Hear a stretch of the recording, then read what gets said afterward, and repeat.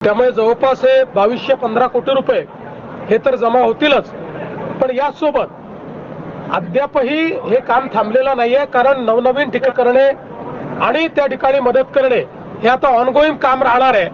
त्यामुळे एखाद्या जिल्ह्यामध्ये आता आपल्याला जरी कमी पैशाची मदत दिसत असली तरी तिथलं काम चाललेलं आहे, ते काम काही थांब। नमस्कार सर्व शेतकऱ्यांना, आज खुशखबर, पीक विमा बँक खात्यात रात्री 10 वाजेपर्यंत जमा होण्याची शक्यता आहे। पीक विमा वितरण राज्यातील राज्य शेतकरी बांधवांना पीक विमाच्या पहिल्या टप्प्याचे पैसे वाटप झाले नसतील तर अशा शेतकरी बांधवांना खात्यामध्ये पीक विम्याचे दुसऱ्या टप्प्यामध्ये पैसे वितरित होण्यास सुरुवात झालेली आहे। पीक विमा पहिला टप्पा वितरित झालेला आहे। आज निधी जमा होत आहे, कारण या महत्त्वाच्या निर्णयानंतर आज सकाळपासून निधी वितरण सुरू झाले आहे। काही जिल्ह्यांना हेक्टरी 20,000 रुपये, काही जिल्ह्यांना हेक्टरी 30,000 रुपये, काही जिल्ह्यामध्ये हेक्टरी 40,000 रुपये, काही जिल्ह्यांमध्ये 50,000 रुपये पीक विमा वाटप होत आहे। ज्या शेतकऱ्यांना 2022 आणि 23-24 या 3 वर्षात अतिवृष्टी, नैसर्गिक आपत्तीमुळे मोठे नुकसान झाले असेल असे शेतकऱ्यांना बांधवांना आज निधी जमा होत आहे। त्या शेतकरी बांधवांना भरपूर दिवसाची प्रतीक्षा संपत आहे। महाराष्ट्र राज्यातील 36 जिल्ह्यांपैकी 12 जिल्ह्यांमध्ये पहिला टप्पा वितरित झाले असून लवकरच तिसरा टप्पा वाटप होणार आहे। या टप्प्यामध्ये पीक विम्याचे पैसे सर्व शेतकऱ्यांच्या खात्यात हेक्टरी प्रमाणे वाटप होत आहे। पीक विम्याचे वाटप पाहणारे सर्व शेतकरी बांधवांना प्रतीक्षा संपत आहे।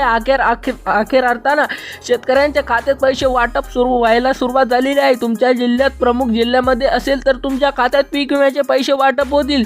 ज्यांना 3 वर्षाचे पैसे एकत्र जमा होणार आहे, अतिवृष्टी, नैसर्गिक आपत्तीमुळे मोठे नुकसान झाले असेल, त्यांना पंचनामे केले असल्याने तुम्हाला 100% पीक विम्याचे पैसे निधी आज जमा होत आहे।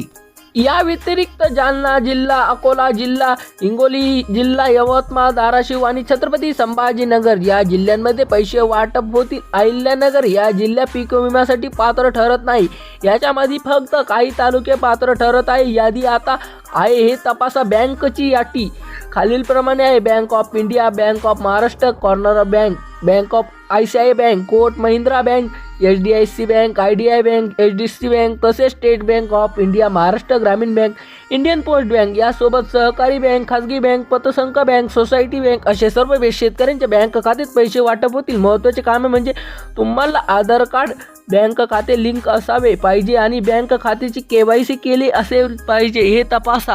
व तसेच एकच विनंती करू इच्छितो की जर तुम्ही माझ्या चॅनलला नवीन आले असाल तर सबस्क्राईब करायला विसरू नका, कारण की मी दररोज न्यू अपडेट देत असतो।